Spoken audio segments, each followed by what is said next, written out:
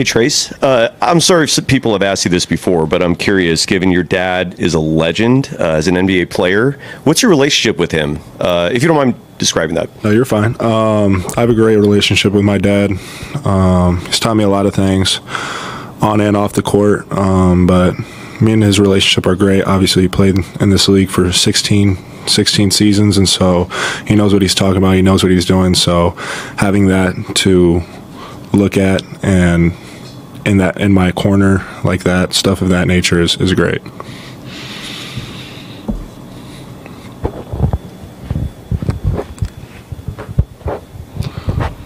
What did you learn through experiencing the playoffs for the first time, and how eager are you to get back?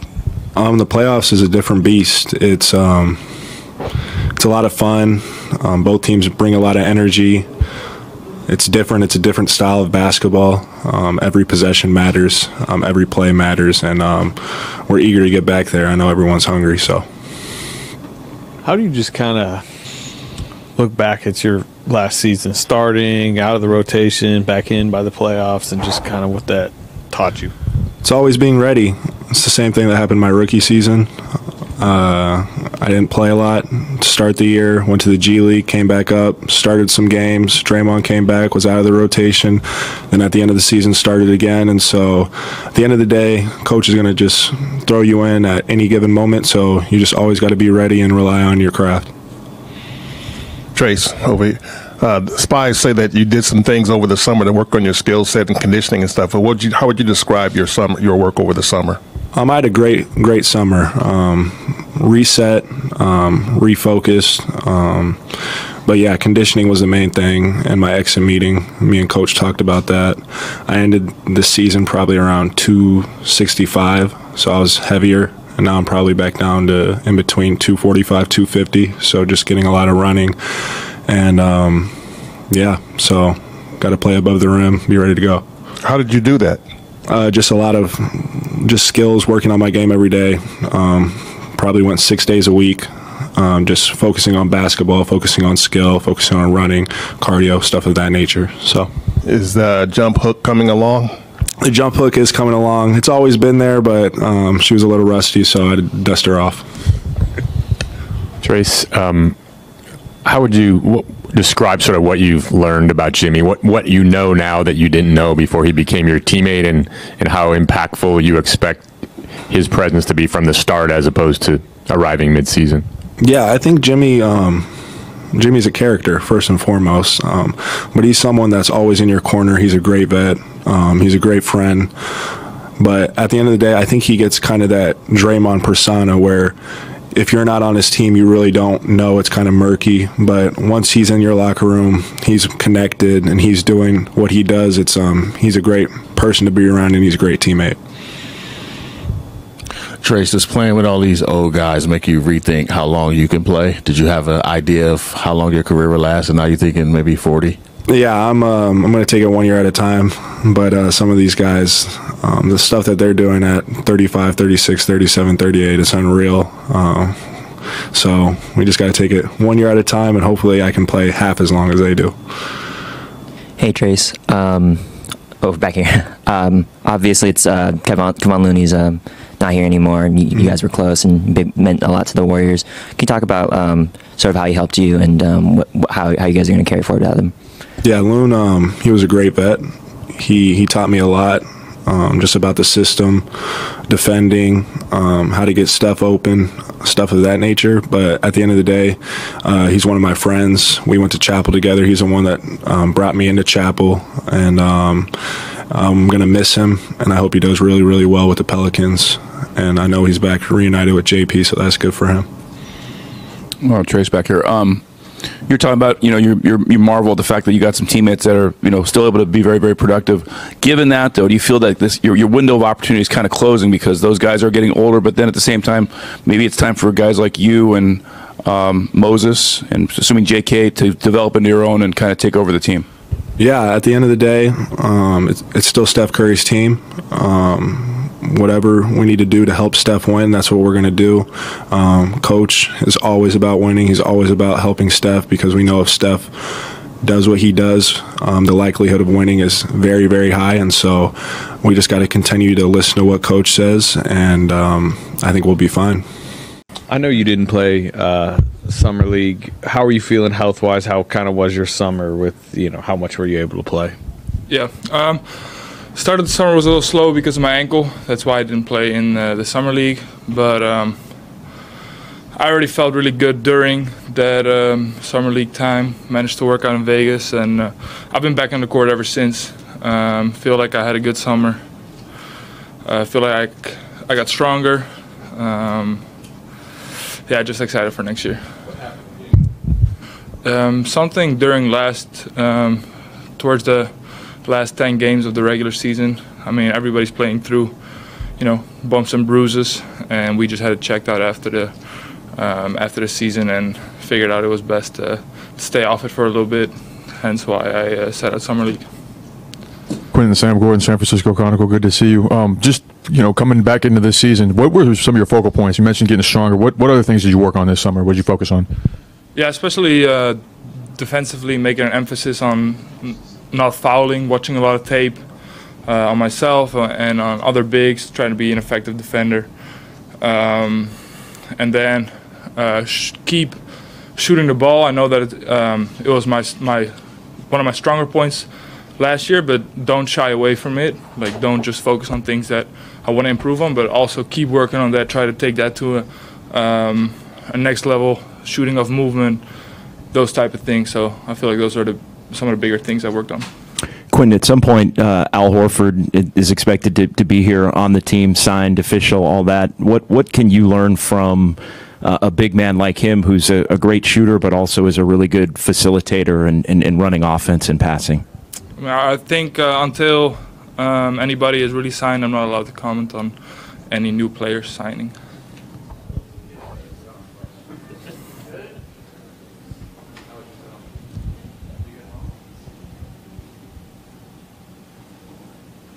I don't know if you went to San Diego for the Jimmy, kind of having everyone together. Were you there? If I did? Yeah. I was there, yes. So what was that just kind of like? What you guys just get some scrimmaging in, just have some kind of team bonding sessions? Yeah, it was a really cool, it wasn't a weekend, it was a few days during the week. Saw Jimmy's house, pretty impressive. Yeah, that's some years in the NBA for you. Yeah, we got together as a team, spent some time, and yeah, we scrimmaged one day for a few hours. It was really good. But it was more so really focused on, having a team dinner, sitting together, getting ready as a unit for the next season. What has the chatter been like within the team? Just like, hey, it's media day, training camp is here, and we still don't have a full team yet. Within the team, I haven't really heard any chatter about it. I mean, we have a full trust in our front office to get things done, and like, we all figured that before the season will start, we will have it all figured out. We'll have a full roster ready to go.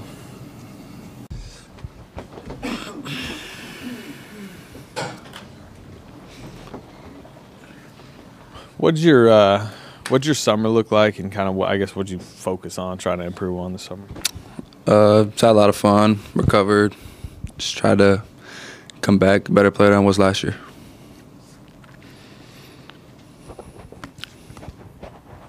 You mentioned recovered. Where is your body at? I know you had to have 100%.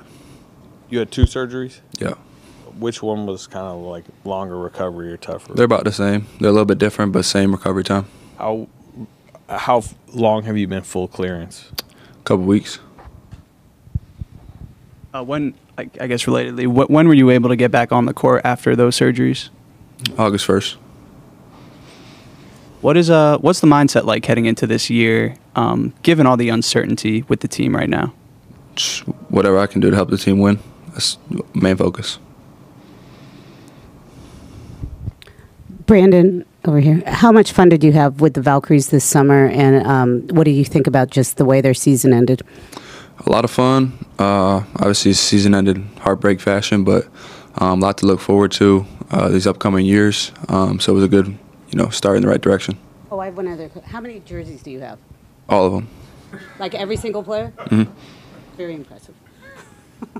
Brandon, you said you were working on just improving your game. Was there a particular aspect that you were really focused on this summer, getting better at? I think I looked at everything from the regular season, from the playoffs, things I need to work on. A bunch of things were accounted for this summer. Got one in particular you want to share? No. Sam Gordon, San Francisco Chronicle. Good to see you, Brandon. What did you take away from your first experience in the playoffs? Challenging.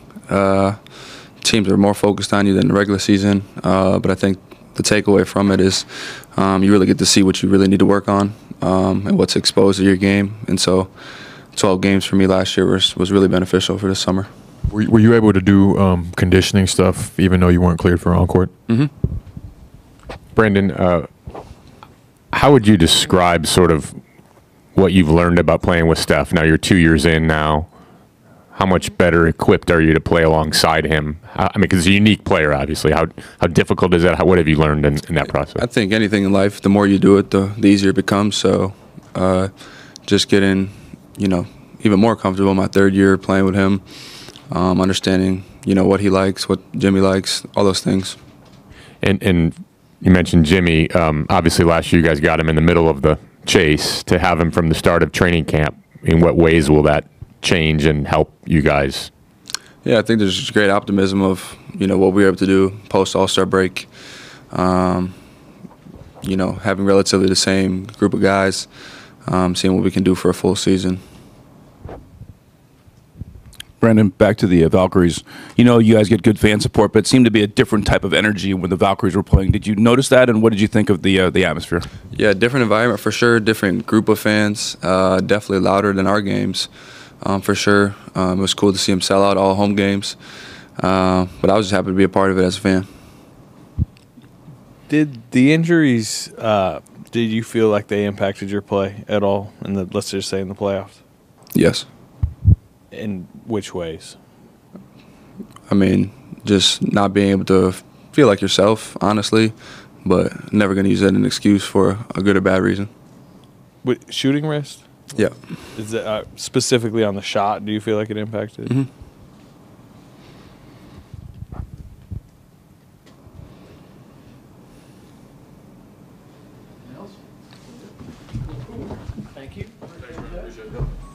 Where do Steph Curry and Jimmy Butler rank among the NBA's elite? As the new NBA season kicks off, two of the league's most respected veterans, Steph Curry and Jimmy Butler, are once again making headlines. And for good reason. For the past decade, the Golden State Warriors have been synonymous with championship contention. But with only one NBA Finals appearance in the last 6 years, some have started to question whether it's time to temper expectations. Then again, when you have Steph Curry leading your team, it's hard not to aim high. Golden State is clearly doing everything it can to maximize the twilight years of Curry's legendary career. At last season's trade deadline, the Warriors made a bold move, acquiring six-time All-Star Jimmy Butler. The results? Immediate impact.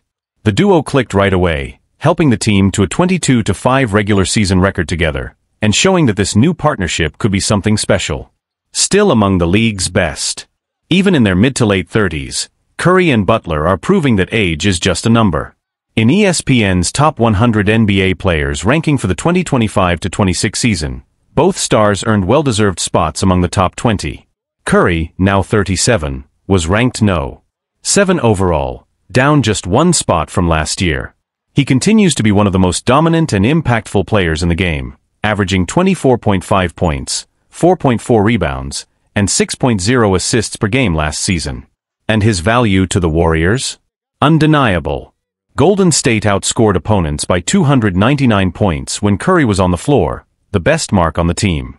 When he sat, they were outscored by 28, wrote ESPN's Anthony Slater.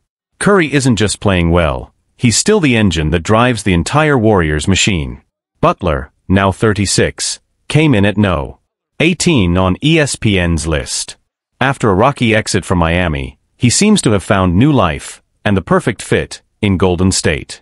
In his 30 regular season games with the Warriors, Butler averaged 17.9 points, 5.5 rebounds, 5.9 assists, and 1.7 steals per game. More importantly, he helped the team flip the script. Golden State was 25-26 before Butler arrived. They finished the season 23-8, then upset the No. 2 seed Rockets in the first round, Slater added. Now with a full offseason to gel, Butler is expected to be even more comfortable and dangerous, heading into his first full season as a Warrior. The outlook for 2025-26. There are plenty of question marks around Golden State heading into this season, roster depth, coaching adjustments, and long-term direction among them. But what the Warriors do have is one of the most battle-tested and dynamic duos in the NBA. With Curry and Butler leading the way, this team has every reason to believe it can make another deep playoff run. The chemistry is there. The leadership is there. The talent is undeniably still there. And if last season was any indication, the best may be yet to come. Continuing the momentum. With the Warriors heading into the 2025-26 season, much of the league's attention is centered on how far Curry and Butler can take this retooled squad. Internally, Golden State appears confident. The front office, under pressure to capitalize on the remaining prime years of its core, is reportedly exploring final roster moves to bolster the bench and add more shooting around its stars. One key storyline is how Butler's leadership and defensive intensity have reshaped the team culture. After a few seasons of inconsistency and locker room concerns, especially following Draymond Green's decline and Klay Thompson's exit, Butler's arrival brought a new edge to the team. Coaches and players have pointed out that Butler's presence has made practices more competitive and expectations more focused. Jimmy came in and immediately raised the standard, one assistant coach said, according to internal team sources. He holds everyone accountable, including Steph, and that's saying something. Curry, for his part, has welcomed the challenge. After years of carrying the offensive load, he's found new energy in playing alongside a teammate who can create his own shot, facilitate offense, and take on tough defensive assignments. This shared responsibility has not only extended Curry's effectiveness, but also opened up the floor for the team's younger players. What the numbers say. Statistically, the Curry-Butler pairing produced one of the best net ratings among starting duos in the league last season, posting a plus 12.4 net rating when on the court together. Their offensive synergy was particularly evident in clutch moments. The Warriors were 14-2 in games decided by 5 points or less after the trade. Defensively, Butler's impact has been measurable. Opposing teams shot just 42.1% from the field when he was the primary defender, the lowest mark on the team. His ability to guard multiple positions also gave head coach Steve Kerr more lineup flexibility, often allowing for smaller, faster rotations without sacrificing physicality. Reactions around the league. Across the league, reactions to the Warriors' resurgence have been mixed. Some analysts believe the Curry-Butler pairing may have arrived too late in their careers to mount a serious title run, citing age and durability concerns, particularly given Butler's recent history of knee issues. Others, however, argue that their experience and playoff pedigree could be exactly what Golden State needs to navigate a Western Conference loaded with young, athletic teams like the Thunder, Spurs, and Timberwolves. Former players have also weighed in. On a recent podcast, retired NBA champion Andre Iguodala called the Curry-Butler combo the most professional, no-nonsense duo in the league, adding that they don't waste possessions or time. Looking ahead. The road ahead won't be easy. The Western Conference remains deep, and questions linger about the Warriors' supporting cast. Jonathan Kuminga is expected to take a bigger leap this season, and the team is still waiting on consistent production from Moses Moody and Kevin Looney. But as long as Curry and Butler remain healthy and aligned, Golden State has a fighting chance, and perhaps more than that. Their on-court chemistry, combined with a renewed defensive identity and veteran focus, makes them a serious threat, even if they're flying slightly under the radar compared to flashier contenders.